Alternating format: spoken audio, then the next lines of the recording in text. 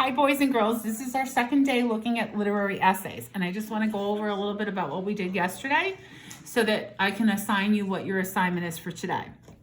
So literary essays is like reading some literature and then making a claim, a statement about what you believe to be true, and then proving it through evidence from the text or the story. So I gave you an introduction, and I'm going to read it again. Kevin Henkes is a strong writer because he develops characters in his stories. His characters grow by changing from the beginning of the story to the end of the story. In the book Julius, the Baby of the World, Lily changed. Sophie changed in the book A Weekend with Wendell. Yesterday, you wrote about Lily, not Sophie. I know some people realize that I made a mistake in Julius, the Baby of the World. And we did, here's Mrs. Harity's introduction, 2 sentences. Then this was where you were doing your writing from the text. And then I gave you a wrap-up ending sentence. This proves Kevin Henkes is a strong writer. Today, you are doing that same work. Your job is to listen again to A Weekend with Wendell. And while you're listening, you're going to be thinking about how the character, Sophie, changes from the beginning to the end.